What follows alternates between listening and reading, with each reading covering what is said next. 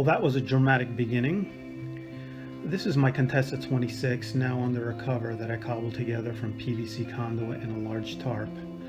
The best I could tell is that the boat went through a refit in 2001 and was fitted for blue water cruising with a lot of high-end Ray Marine equipment installed. I began the refit in 2017 and worked on her off and on for the past 2 years. And, as you can see, she's been fitted with a pedestal steering wheel. And she may very well be the only Contessa 26 that was fitted with a wheel, since this had been retrofit and it was not an option at the factory. I do have the original rudder head and tiller, and the current plan is to fit at least a small tiller to attach the self-steering to. Under the cockpit sole is a non-original engine, which can also be partially accessed from the cabin. It's a Yanmar 1GM10 one-cylinder diesel, and when I got her home, she started right up, despite having sat for several years with the old diesel in the tank. I did address some issues with the thermostat and completed some maintenance items. I also replaced the engine cover seal and the nut rivets for bolting the cover down, though I plan to devise some sort of quick release in the future. The boat came with a brand new Vetus 25-liter fuel tank, which hadn't been fully installed. I replaced the filler hose, the filler cap, all the rubber fuel hoses, and replaced the plastic fittings with these nice looking brass fittings. I did some work with engine ventilation, but it's more for heat than fumes since this is a diesel.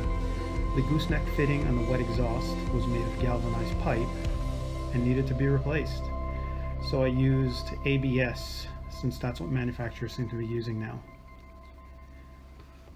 Inside the cabin, I've removed the bulkheads, cut new ones out of teak plywood, dry fitted them, and now they're in the basement being varnished as I speak. At some point in the boat's life, a midship hatch was added and port lights were replaced with opening Lumar Atlantic types. Up front, there was an anchor washdown system that I've already removed and rebuilt, and that needs to be reinstalled. Almost all of the seacocks will be replaced. I've devised a hinged tabernacle using U-bolts and a stainless steel plate in order to potentially raise and lower the mast if needed.